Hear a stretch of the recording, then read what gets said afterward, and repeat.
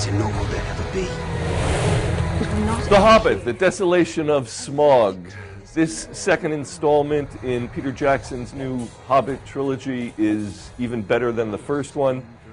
Most noteworthy, much of the film is stolen by a dragon named Smaug, voiced by the ubiquitous but really vocally talented Benedict Cumberbatch. From The Hobbit to Game of Thrones, we've been fascinated by dragons at the movies. Here are 6 more noteworthy movie dragons, and don't forget that Godzilla himself, perhaps the king of the movie dragons, is coming up, is going to be rebooted next year, so we've got more to come. First up, 1959, Disney's Sleeping Beauty. The dragon in this film is the best, as far as I'm concerned, animated dragon bar none. And this is the film that has inspired the soon-to-be-released Angelina Jolie vehicle, Maleficent.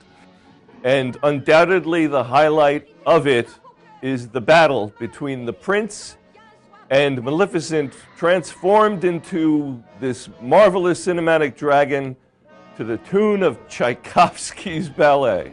Okay, let's go way, way back to 1924, silent film Fritz Lang's Siegfried, based on the stories collectively known as the Nibelungenlied. This is the story of, this was, the Lord of the Rings of its time, folks. This was the story of a young hero. It involves a ring of power, a magic sword, a dragon guarding a horde. Stop me if any of this sounds familiar. The dragon's name in this case is Fafnir. Okay, here's one of my absolute favorites. Dragonslayer, 1981. This was a live-action film featuring a dragon animated using a process dubbed Go Motion.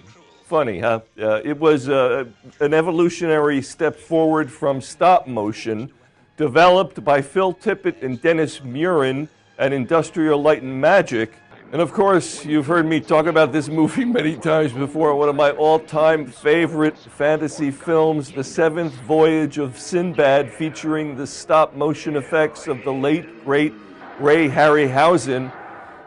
The dragon in this film only makes an appearance near the end, and it's kind of a brief appearance at that, but once you see this thing, you are never going to forget it. It is one of the great movie dragons to this day. Okay, much more recently, Harry Potter and the Deathly Hallows Part 2.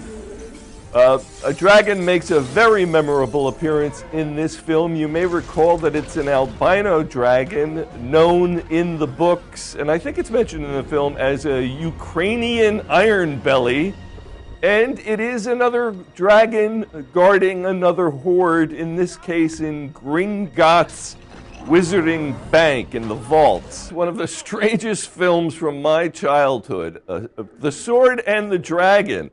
This was a Soviet-era fantasy film from animator and fantasy filmmaker Alexander Tushko. Yet it had some of the strangest effects and strangest moments I had ever seen. At its conclusion, features a 3-headed dragon that, in its initial appearance, is obviously a puppet on strings, but then becomes a much larger sort of Muppet-like creature when it lands in a field and starts, shooting flames out of its 3 mouths.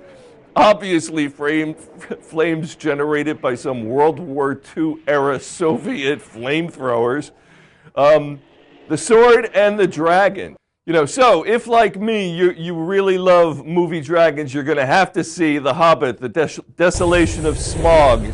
It's a dragon for the ages. Don't be shy. Step into the light.